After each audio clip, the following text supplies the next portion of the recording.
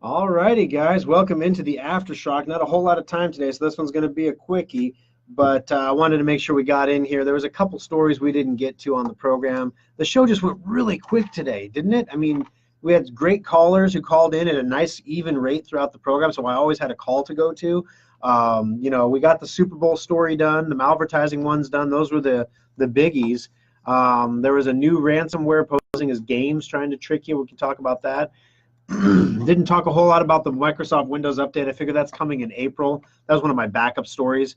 The Windows upgrades are always rough, and there's not a lot of details in the story about what's coming with this new upgrade, just that it's nearing its completion here. And then the new hole punch thing. So Samsung phones, it's hilarious. So everybody in smartphones steals from everybody else. Like for a while, Apple was trying to actually patent the rounded rectangle because so nobody else could make a rounded rectangle device because Apple owned the rounded rectangle, which is just stupid, and they eventually didn't get it. But what a lot of people we didn't cover on the show today, I don't want to bash Apple too much because there's a lot of listeners who use Apple and they kind of like, I know you hate Apple, but I don't hate Apple. But basically what Apple did with FaceTime, Apple didn't make FaceTime. Apple took FaceTime from another company. They took some of the core technologies behind what FaceTime is from another company, and they've been battling in court ever since Apple introduced FaceTime. So now that battle is coming to a point where the court actually is ruling in favor of the company that was victimized, and they're accruing interest and everything. Apple's got more money than God, so they're whatever. They're going to just keep fighting it because the longer they can put it off, the longer it has to be before it's a footnote in a quarterly report. But basically, they're going to keep fighting it, but they're losing. So one of the things that is unique about Apple phones, as the screens have gotten larger, and they're trying to maximize the amount of surface area on the phone that is usable screen. So in other words, if I'm going to make a phone, it doesn't do me any good to have a 1/4-inch black border like the first iPhone did, where there's like cameras and stuff all in there and everything, but it's not usable screen. So what if I could use that screen? So Apple pushed it up, and it's called the notch. There's a notch at the top of the newer iPhones that has your earpiece and your camera in it, and then the rest of the screen around the notch is usable screen. Well, Samsung is going to do something called the hole punch. Similar concept. Instead of a notch in the middle, it's a circle well, if you're looking at the phone, would be the top left corner where the cameras can poke out basically. So they call it the hole punch. But this thing is really interesting. The Galaxy S10 is going to be launched in February, and the S10. Let me see if I can get it here because they're talking about the A9 and the S10 here. Of course, this article is about. Okay, a hole punch screen coming to the Galaxy S10. All right, so the Galaxy S10 and the A9 will both have the hole punch screen. The Galaxy A9 will have a 3-camera outfit, so it's going to have 2 cameras on the back, 1 on the front. This dramatically improves the quality of images you can take with your camera phone because one of the cameras is designed for near focus, for close things, and the other one is designed for more far away things. And so basically the phone will automatically select which camera to use based on the situation you're in, and it gives you better pictures overall. Both devices are examples of Samsung's promise last year to bring new features to its mid-range smartphones to compete with cheaper phones from Chinese rivals like Huawei, Vivo, and Oppo. The 2 features are expected to appear in the Galaxy AS10 models, which Samsung is set to unveil at Mobile World Congress next month. The Galaxy S10 is tipped to have a 6.1-inch screen, possibly 3 cameras, while the larger S10 Plus would have a 6.8-inch display with 4 rear cameras. 6.8, where's my phone? I don't have it with me. 6.8 inches. That's almost a 7-inch, that's almost a tablet, right? That's the size of a king-size Hershey bar. Back to the candy bar phones, apparently. So that's pretty crazy. Is the camera looking okay, guys? I checked all the settings. All my settings are fine, so the only thing I'm wondering is if the internet in here is a little slow for whatever reason. And it'll be interesting to see if the camera is fuzzy for people. After the show uploads to Facebook, a lot of times Facebook will smooth over any kind of imperfections or hesitations and publish a completely smooth show. So let me know if the camera looks fuzzy right now.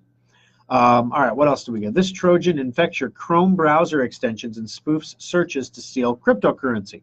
Again, this is kind of a backup story I had because, first of all, there's a lot of exclusions in this story that make it, they tell you in marketing, never start an ad with a yes or no question. Because if you do, half your audience is going to say no, and they're not going to listen to anything else. Still pixelated. Huh. I don't understand that. It must be the internet near today. I mean, I've got a wired connection this morning. I've got good activity. Interesting. I'll have to watch the AfterSchrock afterward and see if it's still pixelated then. So in this particular case, you have to have a Chrome. You have to use the Chrome browser first, right? So that's going to knock off almost half of the browsing community that doesn't use Chrome. I'm using Chrome right now. Maybe that's what's going on. I didn't even think I could have a Trojan. Oh, wait, I have endpoint. I'm okay. Never mind. So this Trojan infects Chrome extensions, and it steals your cryptocurrency. So let's see what they mean by that. If you don't have cryptocurrency, do you have to worry about this? All right. According to new research, this malware known as RASI is a Trojan which uses some of the more unusual techniques on record when infecting systems. The main thrust of its malware is the capability to steal cryptocurrency. It focuses on compromising browsers like Chrome, Firefox, and Yandex. How does it steal your cryptocurrency? It's harder to compromise Firefox. The number of additional scripts. Okay, they don't tell you how it actually tries to steal your cryptocurrency. At the time of this writing, a total of 6 wallets linked to the campaign hold 0.14 BTC alongside wallets containing roughly 25 Ethereum. So basically, the way these things usually work is you get a hack in your browser, and if you're a person who owns cryptocurrency and you're sending or receiving cryptocurrency, you're familiar with when you get an address like if you're going to send somebody a wire transfer, you need their account number, right? And the account number is like 9 or 10 digits long. In cryptocurrency, every wallet is an account, and one wallet can have multiple account numbers. You're supposed to use a different account number every time to protect your anonymity. Well, the account numbers for cryptocurrency transactions are like 60 digits long. They're insanely long. And each cryptocurrency has its own prefix that starts off the address, so you can't screw up and accidentally send your cryptocurrency to the wrong address and you lose it, and it's a big sad story. Well, nobody memorizes that address, and nobody types it. 9 or 10 digits, you can look back and forth and type that in. 60 something, you're not going to do that. So what you're going to do instead is you're going to copy it, highlight it all, copy. You're going to go to the page where you're sending the cryptocurrency, and you're going to paste. And that's usually where these guys get a hold of people, is they work on attacking that copy paste function.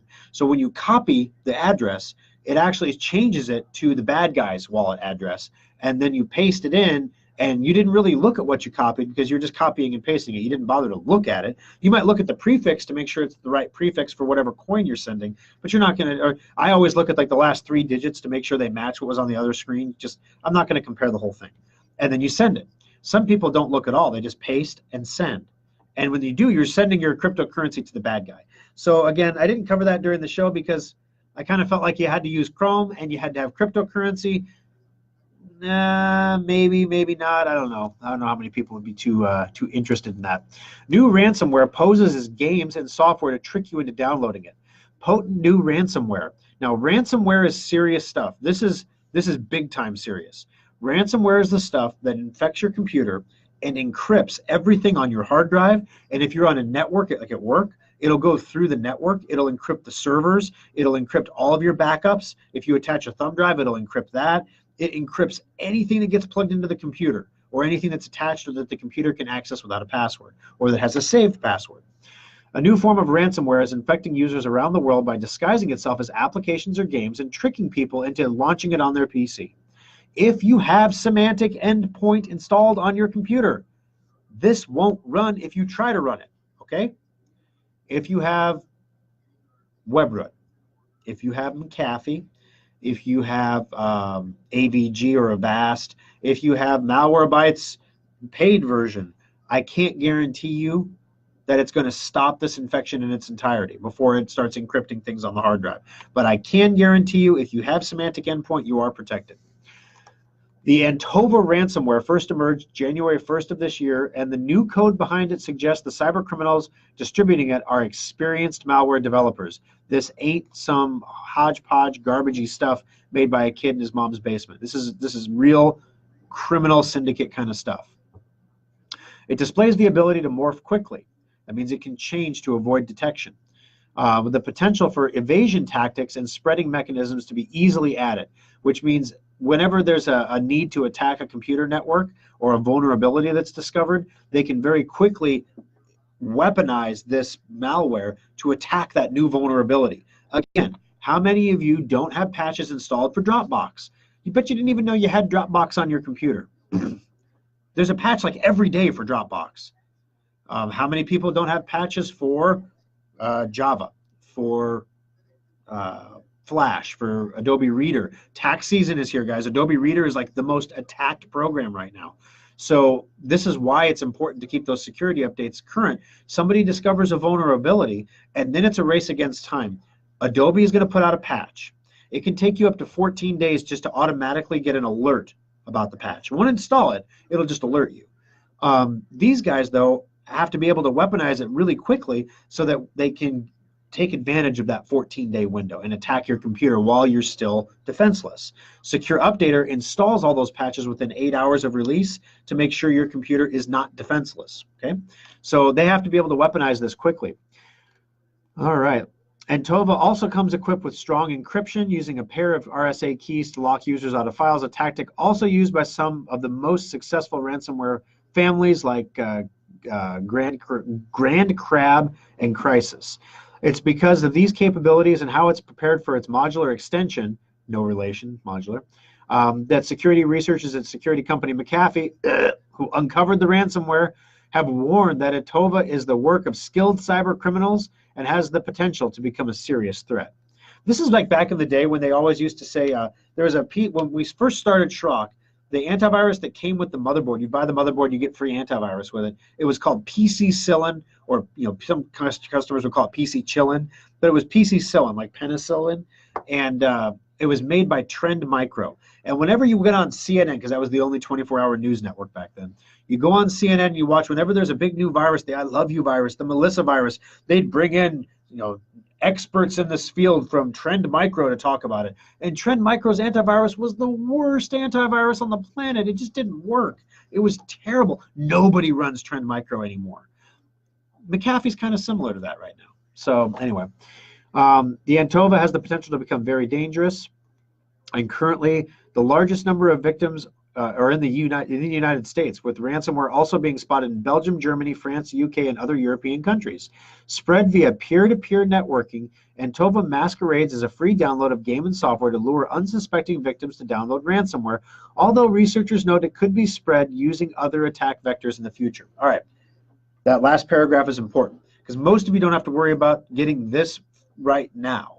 First of all, if you have endpoint, you don't have to worry about it. But the main way it's spreading right now is via peer-to-peer networking. Peer-to-peer networking is kind of code for, you remember Napster back in the day, or now the Pirate Bay. I want to go get that. I want to see that movie, and I'm not going to go pay for it. I want to see what's going on in Wakanda. I'm going to download Black Panther. And you go to you Google Pirate Bay, you put in Black Panther. It gets you all the results of places where you can download the Black Panther movie. And it's a little bit stored here on someone's computer and a little bit stored there on another person's computer. And so it gets the little bits from all over the place. And then once it's on your computer, it shares from your computer to everybody else. So the more people who download the file, the faster the download can become. You can literally, if you've ever had to load a movie on an iPad, you can download a movie over a BitTorrent connection in seconds. Minute maybe, whereas if you have an iPad to load a movie on there, it can take 5 or 10 minutes sometimes, mostly because of the slow iTunes speed and the USB connection. So this is for people who are stealing software and movies. They think they're getting a movie or a game, they get it, they run the file, and the file infects their computer. And that's how they get infected. But then it spreads from there. If somebody in your office is doing this torrenting, most people torrent at work. Because if somebody catches you doing it, they come back on the company, not on the employee. They don't do it from home, so they torrent at work. Well, if somebody at your job or your office is doing this, then all of a sudden that gets it into the system. And like I said, it'll spread through the network. So all those mapped network drives to the server, everybody accesses the server. All of your documents on the server get encrypted, and all of a sudden you're dead in the water, your QuickBooks is locked, and they demand a Bitcoin ransom in order to unlock your files. They're not telling me here how much the ransom is. It's usually pretty modest. Let me see. Send a payment to the, after the payments to send to us one of these email addresses. This is really bad English. They'll reply after you send the payment. Send them an email. They'll send you a message back with the decryption. If you want, you can send us one picture file only of 200 kilobytes or smaller to decrypt free before payment. Don't try to beep us. In this case, you will never recover your files. Nothing personal, only business. Send this with your payment. And there's the key. Let's see. Yeah, it doesn't tell you how much to send in this particular example of the email. So yeah, I can't tell you how much they want you to send, but needless to say, most people don't have Bitcoin. So that's why we keep a supply of it on hand at Schrock, because if one of our customers gets hit with something like this, you literally can't buy Bitcoin in 72 hours if you've never bought Bitcoin before. There's usually a waiting period of 30 days to make sure you're not a fraudster, and then they let you buy a tiny little bit of Bitcoin, and you can make regular purchases with Coinbase over time, like a little bit, and as you make more purchases and they clear the account and you prove that you're not a fraudster, they'll allow you to increase the number of purchases of Bitcoin up to larger and larger amounts. We've been through that at Schrock already, so that if we need to buy Bitcoin, we can buy Bitcoin and get it for our customers to use. Otherwise, you have to use like localbitcoins.com or something like that, where it's super shady, and the people who sell the Bitcoins there sell them at a huge premium because the federal government comes after them as illegal money changers, and you can go to federal prison for selling Bitcoin, believe it or not. So yeah, it's fun time. So long story short, whether you're a Mac user or a PC user, you really should have Semantic Endpoint installed on your computer. If you're a PC user, you should have Semantic Endpoint and Secure Updater installed on your computer. Secure Updater, unfortunately, is not available for Mac users at this time. Biggest thing with Mac users is we don't know how many of you are out there watching the show. So we actually had a conversation in the shop on Thursday about making Secure Updater out of Java so it'll run on Mac. And we looked at the cost of doing it. The cost is substantial to recode an application to run on a Mac. The question is, we'd have to sell 500 copies to make back that, just to break even. And I told my guys, I'm not sure we have 500 Mac users doing business with us right now, because Mac users tend to go to the Apple Store. They don't tend to they don't tend to take their security status very seriously. It's harder to, with a PC user who's, especially everybody who has a PC has either been attacked or knows somebody who's been attacked. So it's an easy recommendation to say you need better security. With a Mac user, some Mac users know that Mac users get attacked. Some Mac users think that they're impervious, and that's why they spent the extra money on a Mac. They're paying for that invulnerability, when in actuality, they're the most prized, something like 49 cents per head on the black market, compared to a fraction of a penny for a PC user. Because when Mac users get infected, they tend to stay infected unless the infecting software does something crazy like encrypt their files or pop up all over the screen. Mac users just tend to stay infected because they don't think it's possible to get infected. A lot of them don't anyway. So I would be curious, throw comments up here. How many of you right now have a Mac at home that if we made Secure Updater for Mac that you would run it? Once we get to that point where we think there's 500 of you out there, we'll code it for Mac. But until then, it doesn't make a whole lot of sense for us to do that, unfortunately. All right, last call for questions, guys, and then I've got to get going here. Let me scroll down and see what we've got. Okay, if you don't use your hands to talk. Oh, I get it. So I don't pixelate until, that's compression software. So basically, if I stay very still and I only move my mouth, the only frame of this picture that's updating right now is my mouth. Every other frame is staying exactly the same. So right now, a lot of you are getting really clear pictures. Now, if I move around a lot, right? So now I'm moving. Look at the pixelization. Wow, it's crazy. Stuff's moving everywhere. The computer has to update all the frames. There you go. That's going to make for some funky cover art photos, I think, for my staff later. So that should have pixelated it up for you. So hopefully that's what's going on. All right, Samsung tablet is fine. Endpoint versus McAfee. Go. All right. So John McAfee made McAfee software. John McAfee sold McAfee software to Intel. McAfee was actually really good software. Intel doesn't really invest anything in it, doesn't really have a huge security team behind it. Um, it doesn't run well. When it breaks on a computer, when we get a computer in and they want to upgrade to endpoint, we have to uninstall the old antivirus. 5 times out of 10, the McAfee's already broken. We have to remove it. McAfee gives away software to internet service providers. So some people think they have McAfee, but they got it for free. There's the McAfee free scan software that's just supposed to tell you if you're infected. People download that and think they have McAfee antivirus. It's not McAfee. Now, Norton does something similar to this. They have the Norton Security Scan, which is just a security scan.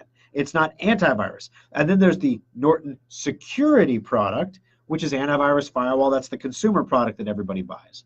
Now, here's the big difference. Symantec Endpoint is corporate level security. It's the real deal. It's big time, right? So not only do you get state-of-the-art antivirus and firewall protection, you also get intrusion protection. So when one of these websites try to redirect you around to the infection websites like we talked about earlier in the show, Norton stops that. They also stop people trying to get into your computer. That's part of the firewall protection. They will also scan all removable media that gets plugged into your computer before you can use it. So if you get an infected flash drive or something and you stick it in a USB port, it's not going to infect your computer if you have Symantec Endpoint. One of the biggest benefits, though, is every other piece of antivirus software we've talked about on the show today is passive. It either protects, it basically waits for you to get infected and then, or to an infection, to attempt to infect your computer, I should say, or to get in, and then it responds. Endpoint is proactive. So what it does is it scans everything before it gets to the computer, and then we actually can monitor your security status from the service center. Now, we can't see what you're doing on your computer. We can't see your files. It's not like that. This is literally, we can see, is your computer on or off? Are your antivirus definitions current? And when is the last time you did a virus scan? And if you get too far out of date, we'll actually push an update on you. So the system it'll let you get up to 14 days behind. People who turn off their computers typically get behind a lot. So when you shut off your computer, it can't do updates. When you put it to sleep, it can't do updates. So when you turn it back on again, all this stuff gets pushed to you by the system automatically after 14 days. So when you're trying to use the computer, it gets really slow because it's doing its updates and everything else. Well, leave it on 1 day a week overnight and let it do all of its updates and scans and everything, and then it won't bother you when you're trying to use it. Helpful tip. So we can actually monitor the health status. So this allows us to warranty the software. If you get infected while running Symantec Endpoint, we remove the virus for free. Now you can hear where I stuttered there. We used to say we'll fix it for free. That's what we used to say before the encryption software. This ransomware changed that. Now we have to say we'll remove the virus for free. So that means we remove the ransomware virus, but your stuff is still encrypted because we can't. The Bitcoin payment, back in the day when Bitcoin was 20 grand a coin and they wanted 0.04 Bitcoins, that'd be ridiculous. We couldn't pay that if you got infected. Now nobody gets infected, but you always have to be ready for that time if it ever would happen. So we will remove the virus for free if you're infected. Now if you think you're infected, the big benefit here is if you even think you're infected, you can call the shop and we'll scan your computer over the Schrock desk to make sure everything is okay. So that's Symantec Endpoint. That's the only antivirus we recommend at Schrock. You can get that on our website at SchrockInnovations.com. You can install it yourself on your computer. You can also get it in the service center if you're coming in for the solid state upgrade. Just say, hey, while it's in here, I'd like to upgrade to Symantec Endpoint 2 to keep my computer safe. Throw Secure Updater on there while you're at it, and we'll get you all good to go. If you come in and you need these things and you don't have them, my staff is supposed to suggest them to you. But we also try not to run up a big bill on you. So if you're doing a whole solid state upgrade and maybe an hour of labor for something else, they may mention this stuff, they're not going to push it. We try not to run up huge tabs on our customers. We'd much rather have a nice, steady relationship where as you need things, we get you up and running than have a big, huge punch of revenue and then never talk to you again for a year. We'd much rather have that relationship over time. Okay. You have 5 Macs, and you would love Secure Update. All right, so now we only need 495 more. Endpoint is having trouble connecting to the server. Mine says it's trying to connect, but everything says it's secure. Okay, the only The only little thing that matters on your endpoint for the most part, down at the bottom of the screen, if you open the endpoint window, that very bottom one that says connected to Symantec should have a check mark on it. If your computer is asleep, for example, if it goes to sleep, and right now actually mine says the same thing actually. It says it's secure, everything is good, but it's not connected to Symantec. So what we're going to do now is I'm going to check the Symantec downtime. We're going to see if maybe the Symantec status is down at the moment. Sunday, late Saturday, early Sunday morning is a popular time to do that stuff. Yes, and right now the cloud is in maintenance mode. The Endpoint 14.1 Cloud Console is in maintenance mode. Endpoint Protection Cloud has a partial outage. Endpoint Protection Small Business Edition has a partial outage. That's why you're seeing that on your screen right now. And this is one of the things, okay, so here we are talking about how great Endpoint is, and then we find out that there's a partial outage. What does a partial outage mean? Your antivirus runs on your hard drive just like it does with any other antivirus provider, which means even if you don't get updates for 14 days, you're still protected with the updates from 14 days ago. So right now, I am totally secure. Everything is great, except I can't get new updates from the server right now because it's in a partial outage because it's in maintenance mode. Symantec tells me that. I can Google that, and it's public knowledge. You can Google it right now, or you can go to status.symantec.com, and they have the status of all of their products here. They're very transparent about making sure that all their stuff is out there. You don't get this kind of stuff with other antivirus companies, unfortunately. Deborah got dizzy. That's funny. All right. He said Intel and then went to Belize and he murdered his neighbor or something. Yeah, Thomas, John McAfee, and now he's on a boat, actually. He's going to run his 2020 presidential campaign in exile. Yeah, he's on a boat in international waters because he's wanted for tax evasion now. So, yeah, the Belize thing is pretty crazy. Belize is kind of a touristy destination, but they're also not the most ethical government. And so somebody rich like John McAfee moves into town. What he said is basically he stopped paying protection money to the local police, so they ginned up a charge against him. There's a dead body, I'm just saying. I mean, OJ and stuff. So he left Belize, and then he went to the U.S., where he started becoming an advocate for all these cryptocurrency initial coin offering things. He went on talking about how great all of them were and everything. This is a guy who has made, let's just say, bellicose claims about the price of Bitcoin. If you want to Google that yourself, you can. It's not, there could be children watching right now, and there's not appropriate for children. You can Google John McAfee, Google Bitcoin eating, and you'll get what I'm talking about. Don't do it in front of the kids though. So basically, he was pumping all these coin offerings and getting paid tons of money to do it, but he never paid any taxes on the money, you see. And so now the government's after him, and he's on a boat in international waters, and he's going to run for president from his boat. And he's got a filmmaker with him that's going to film his presidential addresses or whatnot, his campaign. Wonder if he'll be in the debates. All right. Let's see. So endpoint device is device management. It's a component of that.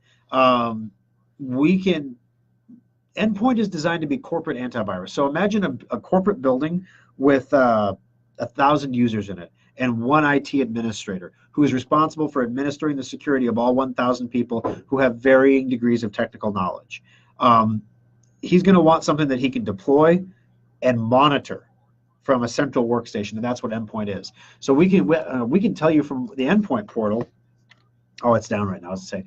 We can tell you from the endpoint portal how many of our users currently don't have current updates installed. How many users haven't had their computers on.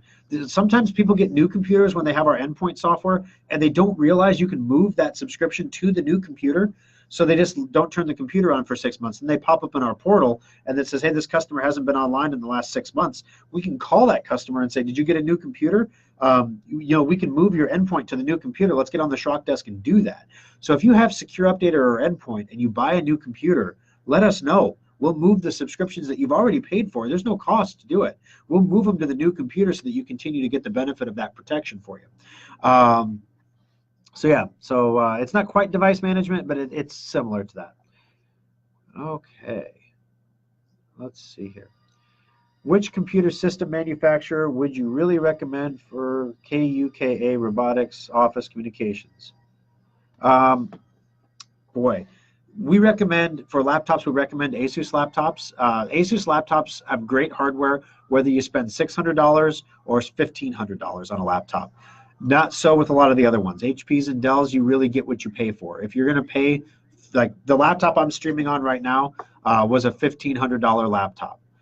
Because I needed certain ports and certain things, and the only place I could get them in a form factor, I have to have a battery that's able to go video stream for an hour. So I had to get an ultra form factor PC for that. And at the time I bought this, Asus didn't have one, so I had to get an HP.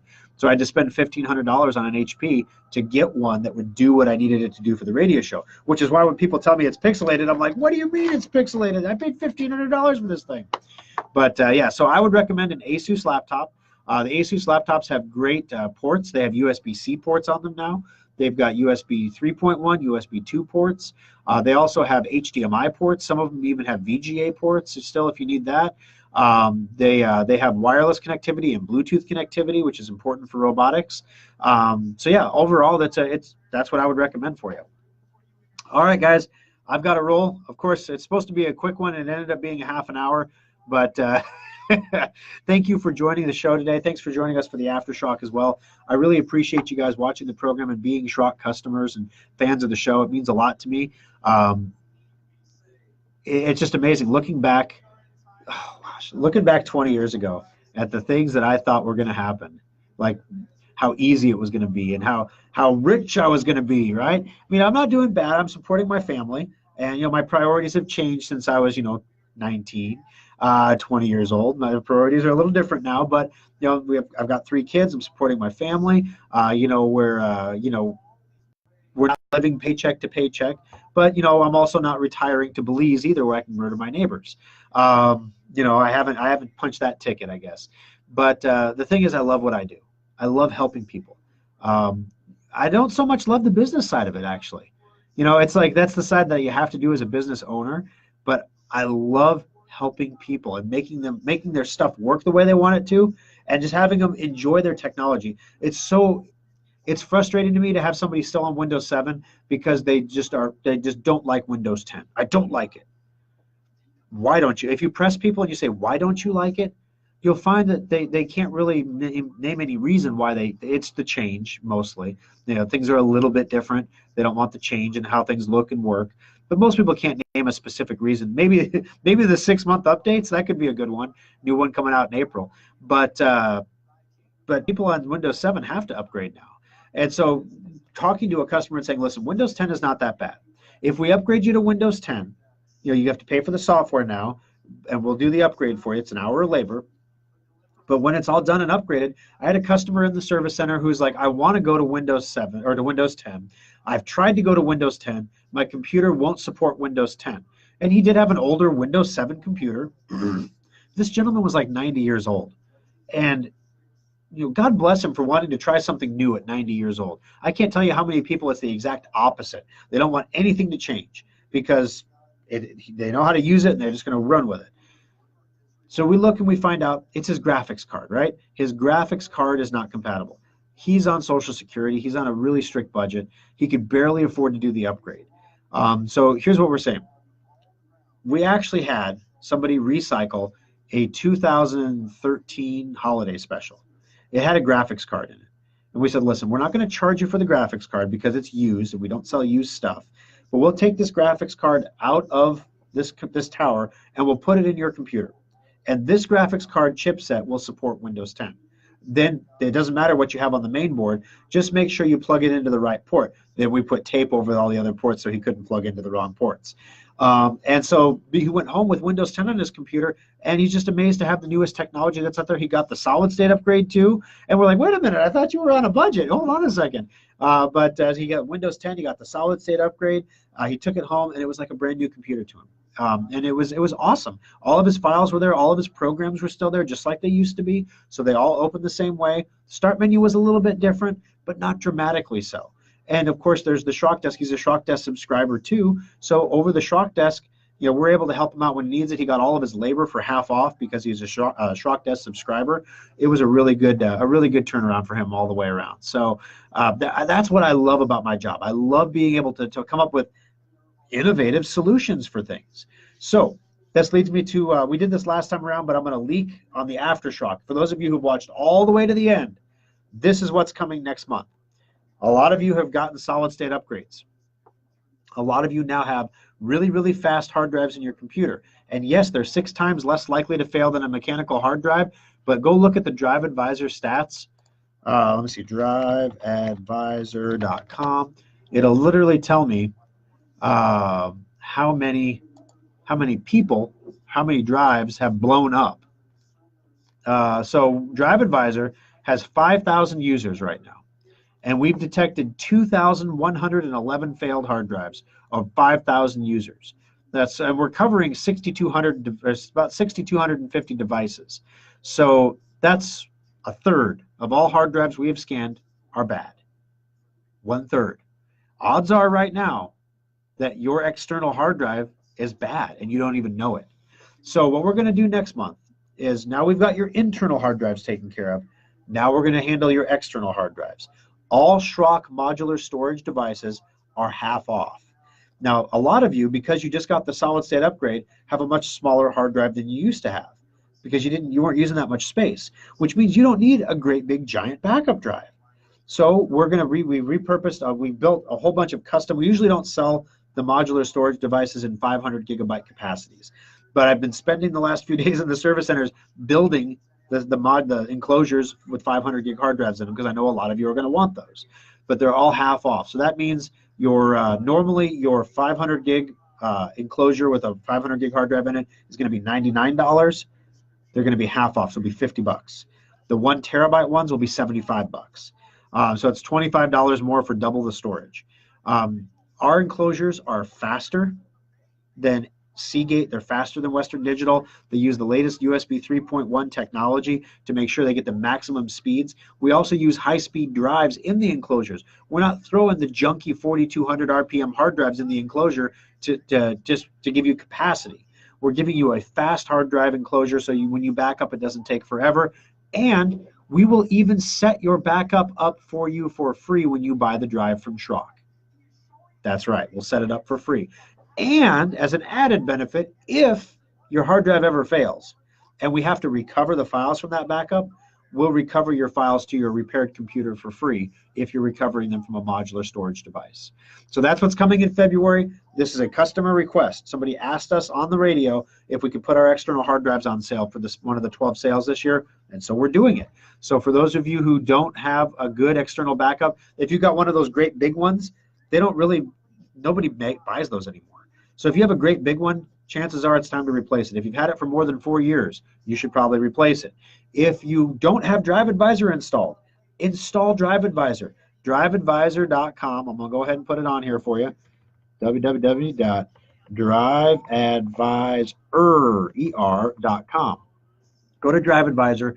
This is, again, only available for PC. Install Drive Advisor on your computer. It will tell you if any of your hard drives are bad, including your externals. You got externals around the house? Plug them in. See if they're bad.